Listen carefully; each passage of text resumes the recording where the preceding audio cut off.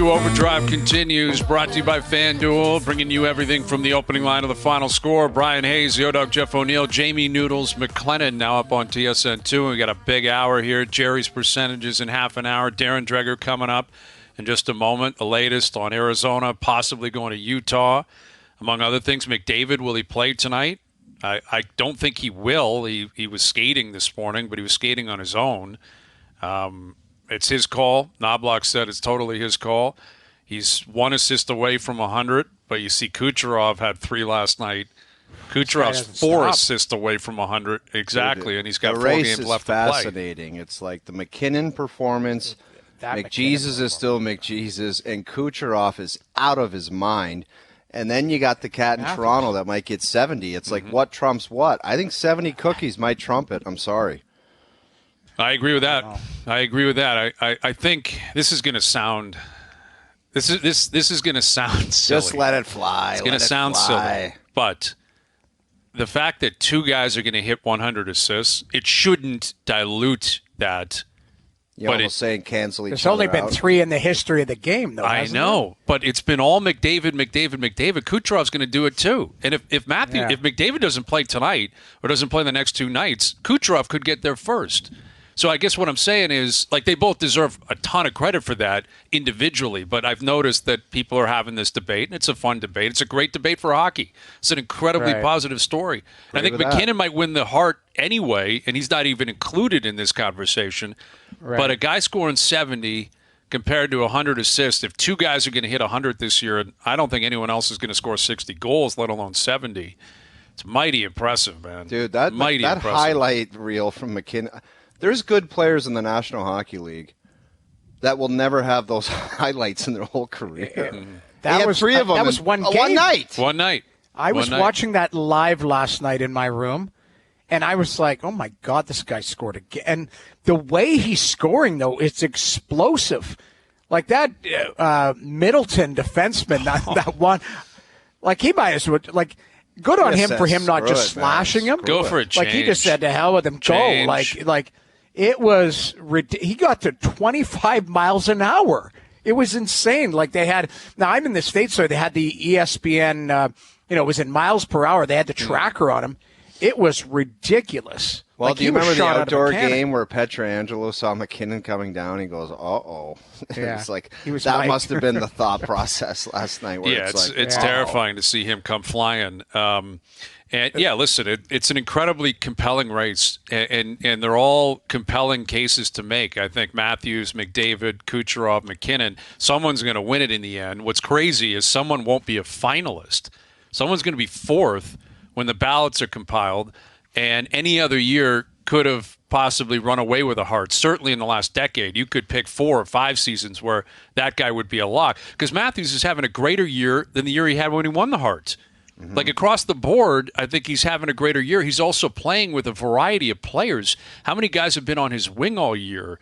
And, I was tweeting about it last night, and we've had these conversations, like him chugging towards GOAT status as the greatest goal scorer of all time. Now, it coincided with Ovi hitting 30 last night. That's, I believe, 19 years in a row with 30 plus. Is it 18 or 19? 18, either way. Maybe it's 18, but it's never happened before. And Ovi, for my money, holds that title, greatest goal scorer of all time, and Matthews is not there yet. He has not established that. And it's Ovi, it's Lemieux, Gretzky, Hull, Bossy. Those are generally the guys. Maybe Pavel Bure gets thrown in there, Steve Yzerman, Joe Sakic. There's a couple of other guys over the history of the game, Esposito, maybe Gordie Howe in his time. But this guy getting to 66 last night, he passes Ovechkin's career high. I think that's very significant, very significant. He scored 60 twice in a season, something Ovechkin has not done in his career and won't. Very significant. And if he hits 70, it's such a bold number. He's moving in that direction. He needs playoff success. I do think that all kind of factors into this too, because Ovi's won a cup. Gretzky, Lemieux, Bossy, Hull, they've all won cups. Sakic, Yzerman, they've all won cups. He's probably got to do that to put himself into the same category. He might need some big goals internationally as well, which it's not fair to him or McDavid or McKinnon. They haven't had that opportunity to build on that international reputation and resume, but he's moving in that direction, man. Like if he stays healthy and keeps ripping home goals, in 10 years he might be crowned the greatest goal scorer of all time, maybe less than 10. That's the biggest challenge, though, Hayes, is health. Yep. Like Ovi did it in an era where guys could cross-check you in the back and slash your hands, and like that guy was a machine. Like I saw him get a slap shot in the face. Remember that replay of him getting a puck in the face on the bench, and he like flicked it off like it was a fly. He ate the puck, and they played the next Like that's the only thing I look at for Matthews is health and longevity, because Ovi's a freak that way. And that's, really that's the separator with this guy is he just plays every night for the most part. Like that's it's incredible. Tough to do into your late 30s. And what he's accomplished this year is truly amazing. Him hitting 30 goals is an incredible accomplishment and chugging towards the playoffs. Here's Darren Dreger, our TSN Hockey Insider, joining us here on the Maple Toyota Hotline. Do you find yourself having the Hart conversations a lot, Dregs? And if so, do you lean one way or the other? Well, yeah. I mean, because it's the time, right? We're closing in on the end of the regular season. There have been some magical performances here, right? I mean, the stuff we're seeing from these top-end players is literally off the charts. I'm a voter, and I guess if I had to lean, if Matthews continues here, and maybe he's done enough to secure the Hart, because the goals always seem to matter more because goals matter more. But then you do have to weigh that against, what Nikita Kucherov continues to do with the Tampa Bay Lightning. Connor McDavid is dinged up a little bit, but he's had a magical year. We saw Nathan McKinnon last night post a hat trick, to go past the 50-goal plateau, and he's had a dynamic season, and the list goes on, right? Like there's a handful of players that are in there. But if I'm being honest, if, where Matthews is at 66, how do you look beyond that? It's going to be really, really difficult. But that's why making these decisions and putting your ballot public matters, right? Mm-hmm. I mean, that's what it's all about. At the end of the day, I'm going to have to make a decision when the time is right to make that decision. But as we're thinking out loud here, if Matthews hit 70, that's a pretty tough act to follow or pass over in terms of the Hart ballot and what goes into it. Yeah, and I listen, it's difficult for us in Toronto because when you make the case for Matthews, hey, it's because of Matthews, and people in Edmonton, well, it's because you love McDavid. Yeah. All four of them are having great years. I would say his is an outlier because of the goals, like you're saying. Like this guy's scoring at a freakish number. And as I said prior to you coming on, McDavid hitting 100 assists is out of this world. I've never had that conversation leading up to any season, the idea of anyone even getting close. Yet Kucherov's going to do it too. Like they're both going to do it. And it's not going to cancel each other out, but it could. And, Matthews, if he rips home 70, has 110 points, playing with all these different line mates, defensively, I believe his numbers are better than the other three, should count for something, or it could count for something. Some years it does, some years it doesn't. He may secure a second Hart, which would be pretty incredible, because I think he's been better this year than when he won that Hart a few years ago.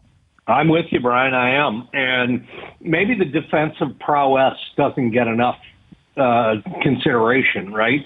Because you talked about most valuable to the team, and Auston Matthews, that's why, honestly, not to go back to last night, what does it matter? He got 66. Should have he been on the ice for the empty net situation? Maybe. I mean, at the end of the day, what matters more to Matthews and to the Toronto Maple Leafs is winning.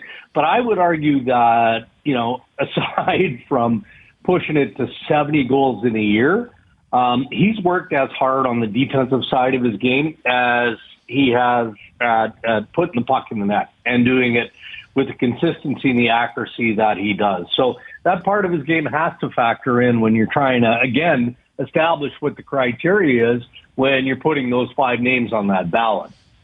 All right, Dregs, what the hell's going on out in the desert, bud? I mean, Hayes is jacked up because he loves Salt Lake City. He loves skiing. Best city in the world. He wants to fan for a long time. He's just perplexed right now. He hates the Coyotes, the whole scene, and he doesn't know why Salt Lake has to be the place. What's the update? Well, I mean, it's a work in progress, I can tell you that, but it does feel like the National Hockey League head office, by extension, the board, and ultimately the owners of the NHL have finally gotten to a place here where it's time to call it, right? I mean, it's been hurdle after hurdle after hurdle. Now, as Pierre LeBrun tweeted, there's nothing done yet, but I know that there have been all kinds of communications, multiple memos that have gone out to the board and to the owners over the last number of days. Exclusively, though, I would say that there are updates, and nothing has been concluded to this point, and you're not going to get the league really to speak on record. I can tell you that there have been interpretations with ownership that I have connected with this afternoon that have strong indication that the league is in position, if necessary, to move the Arizona Coyotes for 24-25, and Salt Lake seems like a prime contender. But again, I think that the National Hockey League head office, by extension the Board of Governors, want to make sure that the Marullo family and everything associated with the Arizona Coyotes is absolutely done. And are they going to know that before we get to the land auction in June? I don't know. I mean, again, we have more questions we have answers to, but I don't know that we've ever been a place with the Arizona Coyotes where it's closer to the finality of making that decision. And the fact that Ryan Smith, the owner of the Utah Jazz, has gone about his business in the way that Bettman and company always appreciate, which is more or less under the radar. He's got deep pockets. They're probably sitting there collectively at the head office going, well, if we don't jump and give this guy the opportunity now, is there a better chance to give this group and the Arizona Coyotes and everything that goes into that organization a better opportunity? And the answer to that might be no, but it's not quite done yet. Dregs, is there any chance that this is posturing or jockeying by ownership in Arizona, like trying to get a deal done, like Washington? Like Washington, like Calgary did, like Edmonton did. There was rumblings of, hey, they're going to move to Seattle. Like Calgary was going to move to Houston. Is there any chance this is posturing, or is it just, like I say, too far gone, like you mentioned? Well, no, I mean, it's possible, Noodles, but I guess what I'm concerned or wondering about is what is the timeline? The politicians in Arizona have come out swinging of late. That's after the Marullo family also came out publicly and said, hey, we're committed to securing the land auction in June and ultimately building a multipurpose facility after that. That's our commitment. And they got called out. They got called out by the mayor and local politicians. So what does that mean? I mean, does everybody just sit by and wait for June to come around? And if Marullo isn't true to his word and they don't win the land auction, the National Hockey League has wasted all of this time. Look, I mean, the calendar of events that goes into preparing every NHL season doesn't wait for any one franchise. The league knows they can't wait until June. They really can't wait until June because you've already got next year's regular season schedule mapped out by then. So this could be a pressure point by the National Hockey League, again, to try and make sure that the Marullo family and the Arizona Coyotes have been given every opportunity, but also recognize that the family recognizes that this is the end of the line. What we need to hear from Bettman or Deputy Commissioner Bill Daly or the league in general, okay, what are we talking about here? We're talking about memos that have been sent out. There's reporting all over the place of what could happen. All right, when is it going to happen? And can the league and everybody associated, including the players, right, can they wait until June to get an answer? And I don't think anybody can wait until June. Darren, I got this weird feeling that as soon as this goes to Salt Lake City, you're going to tweet out the day after, there's a group looking to bring hockey back to Arizona the day after. Like the same as Atlanta, where it's like, why does somebody want to go back there? Yeah, well, you're not wrong. And look, league officials will tell you that. They still believe, and by the I guess I'm talking about the commissioner's office. I haven't polled all the owners. NHL brass believes that with the right ownership, the right situation, the right building, Arizona could be an absolute windfall for the National Hockey League because of the size of the market, everything that they've learned over the years. They just haven't had an ownership group there with deep enough pockets to, solve the main problem. And that's an arena in an area like a locale that is going to work, that is fan-friendly. They just don't believe that it's ever worked. And then, they're still searching for those answers. So, when we talk about expansion, if Arizona relocates to Salt Lake City, it's not a stretch to say that geography in Arizona could be priority one or right up there in terms of expansion, what we're talking about in the future. Insane. With Darren Dreger, is Quebec City or any other Canadian market, are they even on the radar? Does it ever come up? Is it ever a possibility or what? I would say if we're being respectful, on the radar. But the only time it's ever asked of Commissioner Gerry Bettman normally is when, our French media have joined to, cover the Board of Governors meetings or the odd NHL general manager meeting. But beyond that, no, there's not a lot of questions anymore, which is too bad. Any of us who've spent time in Quebec City can appreciate that it would be a terrific market. It would be a fun market. Is it a viable market across the board? Keep in mind, Brian, when you're talking about expansion, again, these are league-specific numbers. So the NHL generates the forecast here. Last count, it was $2 billion for an expansion fee. Well, there's rich people in Canada. I'm sure there are, super wealthy people in Quebec or around Canada, around North America, who would like to see the NHL return to Quebec City to the tune of $2 billion plus. I'm not so sure about that. Yeah, I guess we got to find out what's going to happen here in Salt Lake. Like, is that what he's going to be? This new owner, prospective owners slated to pay is $2 billion. Like, or is it different numbers up here as opposed to in the U.S.? It'll be a little bit different. And what is that relocation fee? And again, if we're forecasting whenever expansion is to be seriously discussed again at $2 billion, well, what's the current relocation fee? So you agree to what the franchise cost is. And then there's a relocation fee that's established by the National Hockey League that's tagged on top of that.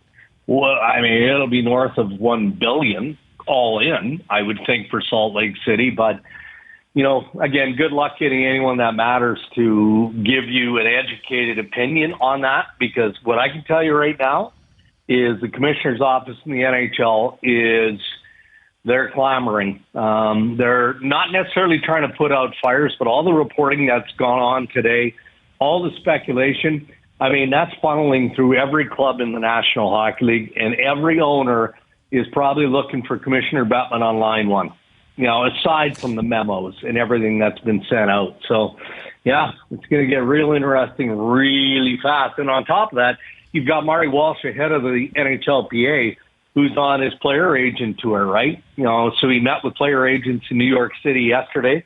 He's meeting with player agents in LA tomorrow, and then wrapping up this tour Tuesday in Toronto. What do you think the player agents want to know about? They want to know about what's the game plan for collective bargaining of the next CBA in 2 years, and what's going on with Arizona. So there's a lot on the plate right now around the Coyotes. Dregs, talking about putting fires out, I saw you tweet out about John Tortorella's potential future and rumblings. And what do you make of what's been going on in Philly and really the race for those last two spots, we'll call it, in the East? Yeah, I think there's a realization that, the Philadelphia Flyers overachieved for at least the first half of the regular season. The team that we're seeing of late is probably closer to what they felt was going to be reality, certainly from the trade deadline moving forward. They move out Sean Walker and other pieces, and they knew that there was going to be a toll that needed to be paid. And with John Tortorella, you've always got something going, right? Like, there's always something brewing. The fire is burning hot in John Tortorella. But, management still believes in him. And, I quoted a management source as saying Torts he's not leaving the bench. And I haven't been in contact directly with Tortorella, but those close to him also say the same thing. But you know what? A lot can change in the offseason. Let's see how it plays out. If Flyers miss the playoffs, and there's a chance that they will, maybe that there's somebody above Danny Briere and Keith Jones and their hockey operations group that says, hey, this just isn't working out. But Torts wants to be a coach, and as we're having this conversation, management of the Philadelphia Flyers believes that he's a good coach and he will be back on the bench. Well, we still got to get to the playoffs, and like you said, there's still a chance they could get in. They win out here, find a way to get back on the horse. It's possible. It seems very unlikely, but the Tortorella story will not die down anytime soon. Appreciate the updates. We'll do it again soon ourselves. Thank you, Dregs. All right, guys. Have a good one. Darren Dreger, our TSN Hockey Insider, joining us here on the Maple Toyota Hotline. I think towards John Tortorella, it's like a jockey that is leaning into the horse too early, and they're not a great team. This is not overly surprising, but he got suspended for 2 games. He benches the captain, Couturier.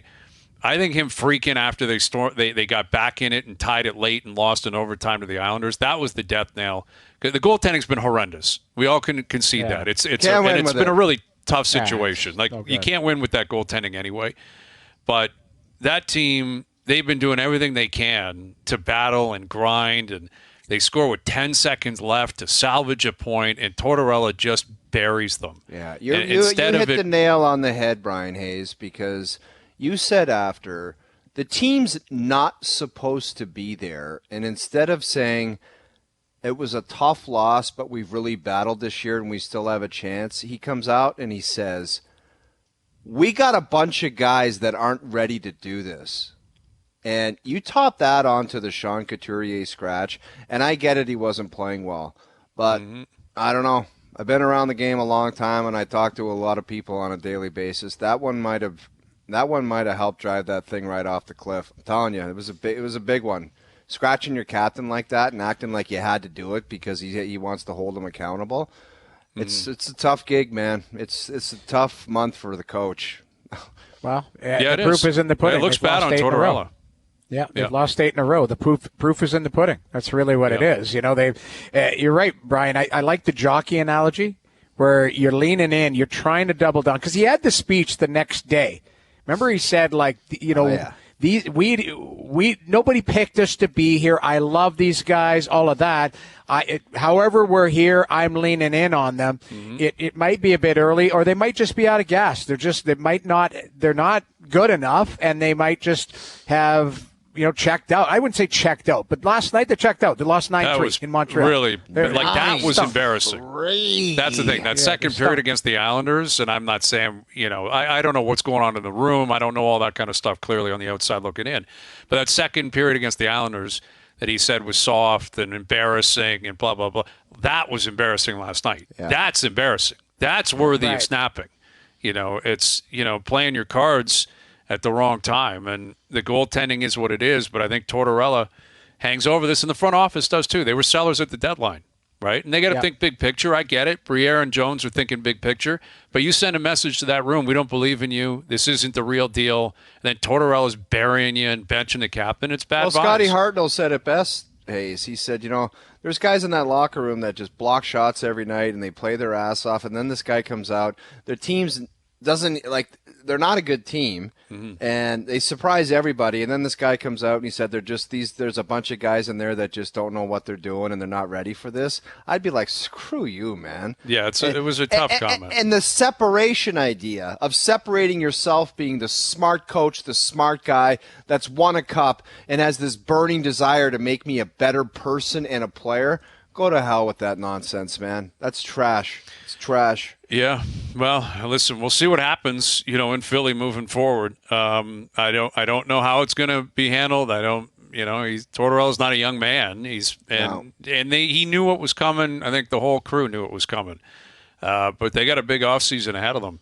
There's no question about that. Plus that Cutter Gauthier stuff kind of hangs over the team as well. And, that coming to a pass and then him being dealt and It's just kind of ended really on a sour note. Maybe they salvage it. Maybe they get And who knows if that Cutter Gauthier thing was connected to Torts in some way or some fashion, where it's like he got a sniff where it's like, you want to come here and deal with who knows? But it's just, it went from a feel-good story to Torts winning the Coach of the Year to a circus after a 9-3 loss.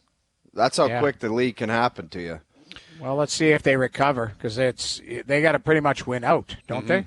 Yeah, more or less. Yeah. It seems like everyone has to win out. Maybe if they all lose, if you get a point, you're in. I don't know. 9-3 in Montreal. That's a tough Well, how about that Slafkovsky kid? Looks like he's coming alive. And glad you brought that him. guy up, Jamie, because props to the Slav. And let's not say he's competing for the Rocket Richard here. We're talking about a potential 30-goal season. He's got 30. He's playing really well, man. Yeah, he's been given opportunities. Suzuki's got 70-plus points. He's been on that line all year. And they need it. I think it's well established what Montreal needs. They need talent. They need goal scoring. They need help. Size. Yeah. Size. But he's got it, though, too, right? So Slafkovsky's a big boy. Cool. Really positive story. And how about Stamkos last night? I wanted to get into that with Dregs. We'll get into it later in the week. The guy's a UFA in 2 months. He's going to hit 40 goals. Yeah. He's going to have 40 goals. He's going to be a UFA. Well, that changes his stance to saying, I'll take some kind of or at least it'll say, you know what, I'm going to sniff around and look because I just ripped home 40 and I want to see who else is kind of I think buzzing. The floor has moved up on what he's willing to accept. I'll bet you he'll take a discount, but it may have been, the Bergeron discount in the past. Now it may be, it's got to be $5-6 million. That's right, because it's so difficult as players to not look around the locker room. It's about the team winning in the playoffs, but when that season's over, you're like, you wanted to commit to Hagel for 6 years and give him $6 million a year, and I just ripped home 40. What do you got for me? It's hard not to think like that as a player. Hagel's having a good year too, man. He's a good player. Put up some good numbers. Doing my roster there, they got some sneaky play. They picked up that Duclair.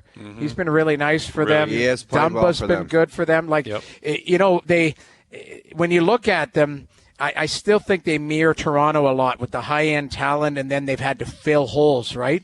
And that, the goalie is woken up. Hedman is – I don't know. We got to get into that player pool. Like players saying don't like to play against Hedman and stuff. He is something else, man. That guy's going to the Hall of Fame, needless to say. But he is, for my money, the last 7-8 years, probably been the best defenseman in the league. Yossi's been great. Hughes has been great. McCarr's been great. What about your boy Drew Doughty? You're going to forget about him? I love Drew Doughty. But, man, that guy is 6'5", 230, and plays every single situation. He's a beast. Doughty's right there, too. I love Doughty. Yeah. All right, Gerry's percentages coming up. A full half an hour of Gerry's percentages, and then Steve Sand still to come. Our Masters pick still to come. Overdrive continues. TSN 1050 and on TSN 2.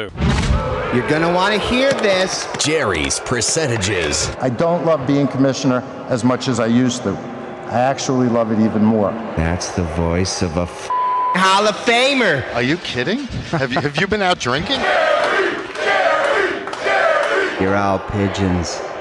Filthy, filthy pigeons. It's Gerry. Gerry. All right, Gerry's percentages brought to you by Boston Pizza, Canada's favorite sports bar. From tip-offs to tie bites and puck drops to pizza, BP's elite lineup of apps, wings, and ice-cold beer is always dialed in for game time. Hustle into your local BP tonight. You guys ready to hear from Gerry? Let's go. Yep. Gerry just got off of FaceTime with Woozy and Stads, and they absolutely floored it at the Champions Dinner. Old Stads couldn't even stand up at the end of the night. The trio of Gerry, Woozy, and Stadler have been terrorizing the streets for decades, and our big nights would make Motley Crue look like the Jonas Brothers. Wow. Gerry, Stads, and Woozy. Dude, hitting the strip. Combo. Stads wouldn't make it till 8 p.m. No. Yeah, okay. Well, there you go. A little FaceTime with the boys. Some insight. That's what we try to bring, right? This is the kind of information you can only get from us. You guys ready for the takes? Let's go. Yep. The whole league is buzzing about this Matthews-Bertuzzi-Domi line. So lock it in that Keefe will keep that line intact all the way through the first round of the playoffs. All right, interesting. Even Gerry's talking about that. This is a pretty simple one for me. It's 98%. Unless, see, gutless 2%. You don't have the stones to say 100%, so it's 98. Dude, go ahead. I invented stones on this segment, and I'll go 100%. Because all they got to do is keep doing what they're doing. And that's the mental thing that these guys got to go through. What Auston Matthews, Max Domi, and Tyler Bertuzzi are doing right now, that will work in the playoffs. It doesn't have to be earth-shattering stuff that's different than this. It's going to be harder. It's going to be more competitive. It's going to be more difficult to get to the net. But you just amplify what you're doing right now and you'll have success in the playoffs. And that's why I like those two guys playing with Matthews. They're predictable, they work hard, and they do simple things. And when you do that, you won't have a dip come playoff time. Go to the net, be in front of the net, be physical. If you continue to do those things, you won't have a dip. But if you don't do them, the physicality of the playoffs will allow the dip to occur. No dippity dip. Okay. I like it. No dippity dip. Noodles, where are you at? 51%. Ooh. I think they will... The playoffs ramp up the physicality.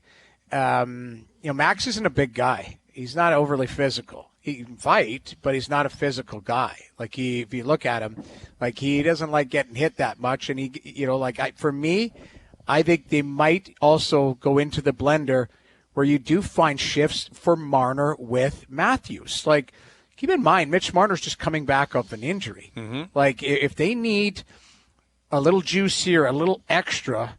They know what they have. And I come back to the Chris Knobloch, what he's doing with McDavid and Draisaitl, other teams, McKinnon and Rantanen. Like you go always back the to ability to mix it up, Noodles. That's what I'm saying. That's what I'm coming back to. So for me, I think I still believe I went on the positive side of 51, but it's not guaranteed for me. They're playing awesome, but things can change. You have one, bad loss or something you don't like, and you want to go back to what you know, and that's what they know. Yep. No, and that's the nature of the Stanley Cup playoffs. You lose a game or two, lines are going to be changed. Sheldon Keefe naturally, I think, leans towards that anyway.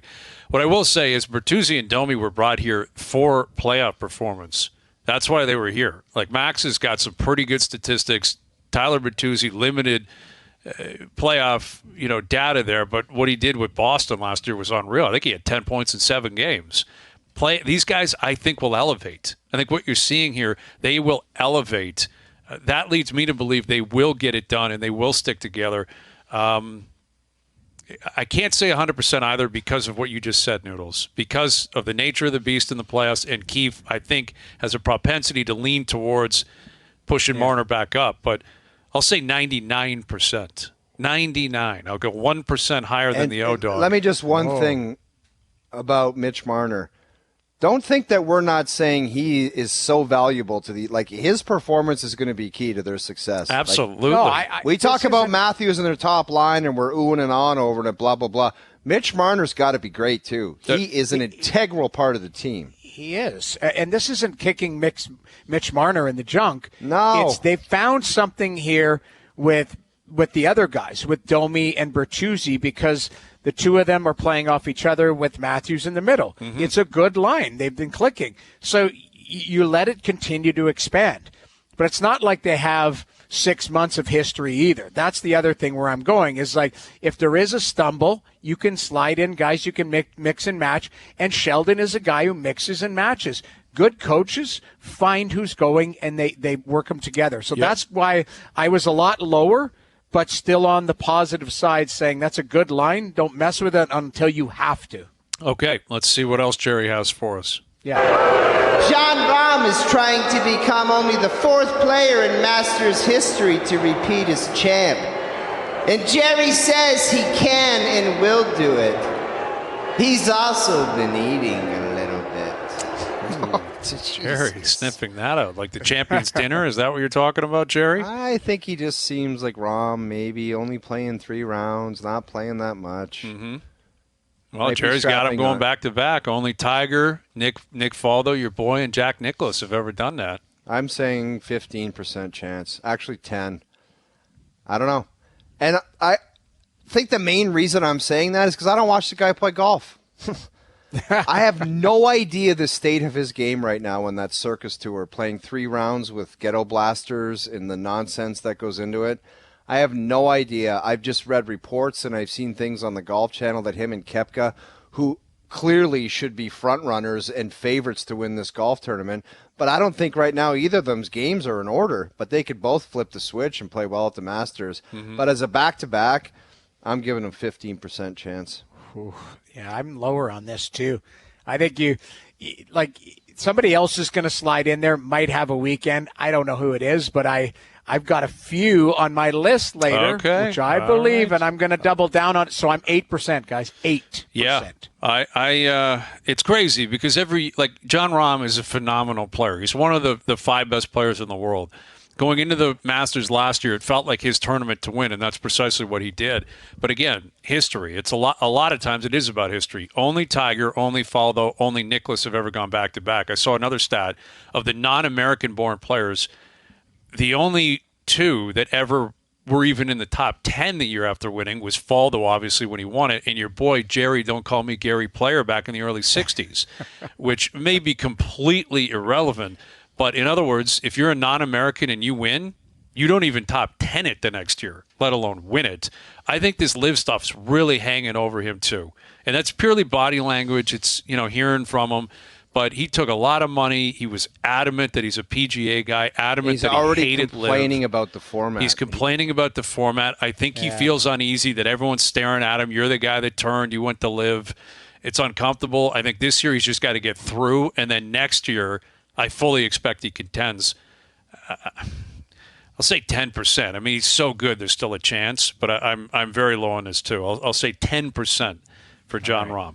One of the Montreal Canadiens, Ottawa Senators, or Calgary Flames will make the playoffs next season. I know that rascal Hazy B thinks Ottawa's a lot. I've always been a supporter. Gerry says Hazy B thinks Ottawa's a lot. Always been a believer in the whole process. So it's just one of those 3 teams. Yeah, one of the 3 that are going to miss this year. I'm going to say 70%. There's always turnaround. There's always transactions. There's always internal growth. There's always a switch for a team to be, I'll say, a lot better the next year. So I'm going to say 70% one of those teams. I've said it before. You could be 2 to 3 transactions away. Whether it be somebody wants to get traded, you pick them up. You get somebody that gets bought out that works out great. I don't know. I think it could be a 3 transaction for one of those teams, and somebody could get in. 70%.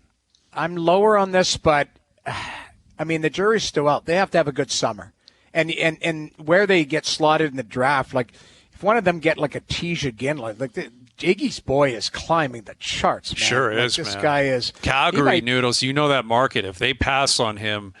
Yeah, and Iggy's working for them, isn't he? Like, how's that going to work? He's a special advisor, but didn't Calgary have a chance to draft him in the WHL? The brother, Joe. Oh, that's the brother. That's the younger brother, Joe, and they passed on him, and Edmonton took him. Yeah, it's a different story, but anyways, I think. It depends. You might get somebody really good in the draft, but they need to have good summers. And what you do, I look at Ottawa. I think if they have a good summer with what they do internally, they're going to be trading somebody. Like somebody will be going out. I don't know what is Josh Norris going to be up next year. Shane Pinto a full season. Like there's lots of question marks. Same thing in Calgary. There's a turnover there. Montreal seems to be kind of slow and steady. I don't know if the next step, they still have to add more there. I don't know if the next step is playoffs or still playing meaningful hockey. So I'm going to say 48%, just under half, but there's a chance if they have good summers. Okay. One of them has a good summer. Yeah, I'm much lower than that. Much lower. Oh, God. I am. I mean, listen. No, I know you would be. As soon as I... Because I'm a realist. I'm a realist. No, he hates all of those organizations. Yeah, exactly. Remember how much heat I took? I remember people in Montreal when I said they'll be one of the 5 to 7 worst teams in the league. Guess what they are? That's what they are, and it's not my fault. That's just what's happening here. I know, but it was first last week. You went Bruce Lee on the junk on all of Canada in the playoffs, and now you're doing it again. Yes, you are. That's not true. I mean, I had all 4 Canadian teams in the top 12 going into the playoff rankings with fluctuation. Things are moving and shaking, and that will change by game 1. I just think Ottawa they need to get the coach right. The goaltending, I don't know. I don't love it. Montreal's got young goalies who have played pretty well. Noodles, I'd leave that to you, but I'm not sure if I see a guy that can drag them into the playoffs. And in Calgary, I don't know what Calgary is. They still have Huberdeau, they still have Kadri. You got Uyghur. I think they're going to trade Markstrom. I think they're turning things over. I think Montreal's probably 2 years away from the playoffs. Ottawa, I think they really have to reset. And Calgary is probably 2 or 3 years away of themselves. Personally, I'm going to say 15%. 15%. I think the other 4 Canadian teams are really in a good place to do that. Go back to the playoffs. But no, 15%. Call me a hater. Call me LeVar Ball, whatever you want. Hater. Well, I tell you, until they prove it. The teams are what they are. Until they prove it. I think Ottawa would be the only realistic chance if they have a good summer. But again, they got to have a good summer. They got to do things. And the same thing, Calgary, what is that team? Mm-hmm. And Montreal needs to continue to add. And who's coming out? We keep thinking teams are coming out, and then we thought Boston was coming out. They're 107 points or whatever the hell they got. Win the division again. Again, it's a tough. The teams are tough now. Teams are tough. And it's a process. I think Montreal is going about it the right way. And I don't think they're going to try to expedite anything. By all accounts, Molson and company are saying slow and steady wins the race here. Do your thing, plug and play, get your guys. They got a good system. They got players coming. I just think they're probably a couple years away from really pushing through. Ottawa, we do the same dance every year. And Calgary, I think, is still taking a step back before they go forward again. All right, you guys, why don't we take a break? We'll come back with a couple of rapid-fire Gerrys. Oh. Gerry's percent, yes. Why, were we babbling? No, I think we're giving great details and great analysis. But Gerry's got more takes. Sometimes he's only got a couple. Sometimes he's got 4 or 5. He's got more in the bank. So Gerry continues next. All right, Steve Sands live from Augusta in about 10 minutes. Our picks still to come. Lawrence Applebaum with Golf Canada from Augusta coming up as well. Gerry's percentages continuing. A full half an hour of Gerry. There's a lot on his plate, a lot of takes. You guys ready to roll this over and continue? Go nuts. Phil Mickelson was on fire last year at the Masters, and Gerry's calling for a repeat performance. Old Phil makes the cut and finishes inside the top 20. It's asking a lot out of lefty. I am so high on this. You don't know how much I love this. Wow. That is one guy that walks onto that property and he just says, bleed those fades out there, Philip, and dominates. He does fades and cuts at Augusta. Oh, my God. He's been there with 2 different drivers, different lengths. He has had some weird-ass setups in his golf bag, but he loves the course. And as soon as he figured it out, he knows how to putt the greens. He knows how to chip around the greens. I got that guy top 20 all day long. Right now, this year, I'm going 90%. 90%. Dude, you want a side 500 if you don't like it? 52 years old. He's I don't care, Noodles. Yeah. 53. He was on the range today. He looked strong, limber, and ready to rock. Okay. All right. Noodles, 90%. 90% for Phil, the top 20. I love the guy, and he looked fantastic in that picture. I don't know if he's lost a bunch of weight. Is he on Ozempic or whatever, I think? Something's going on there with Phil. Yeah, maybe he's got a life coach Exactly. But either way, I am not. What did you say, 95? I'm 22%. I'm low on this. Even though I love the guy, I'm a big Phil fan, but I just don't see that's. It's tough to do, age, man. It's I don't know, guys. He was T2 last year. T2. He shot a 65 on Sunday, which was. And I'll say this: there's still a lot of issues with Liv and with Phil, and I have noticed just watching coverage from down there. No one's talking about Mickelson, which is a shame because he's a 3-time champ. He's one of the great Masters players of all time. His story last year was the coolest story. If Liv didn't exist, Rom would have been second to Phil being T2 and 65 on Sunday. That would have been what we'd remember, is what Mickelson did. Because if Tiger does this year, it is irrelevant who wins. It'll be the Tiger Woods story. Mm-hmm. And Phil got completely buried because of his role in what's happened in golf. But I don't know if he keeps going back to the well, man. Like 53, Father Time is undefeated. Right. 20%. 20% he can T20 it. 20%. You see the shark Side was apparently 500. there?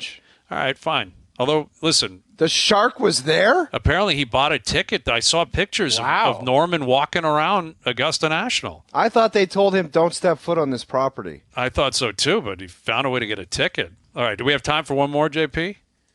Okay, quick one, Gerry, quick. Jerry's dirty little secret is out of the bag, and the Coyotes could be moving to Salt Lake City, Noodle's old hometown, with that crappy bar that closes at 9 p.m. And if it happens, I'm announcing right here, right now, that Arizona will get another crack at the NHL at some point down the road. Dude, Jerry loves bathing naked around the cacti. All right, who said quick, Gerry? God, hurry up. He loves bathing naked around the cacti. This is 100%. 100% they're going back to Arizona? Dude, within a week, they're going to come out with some investment group with a former Coyote and Cujo, and they're going to say these guys want to play hockey in Arizona. Crazy. 100%. All right. No, I don't know. I mean, it would be a good option. It should be a good option right now. I'm 42%. I think people will take a break on it. Yeah, it's a mess. Owners, rinks, I'm sorry, 25% because I don't want to see it happen, but I have to have 25 because it's the NHL we're talking about here.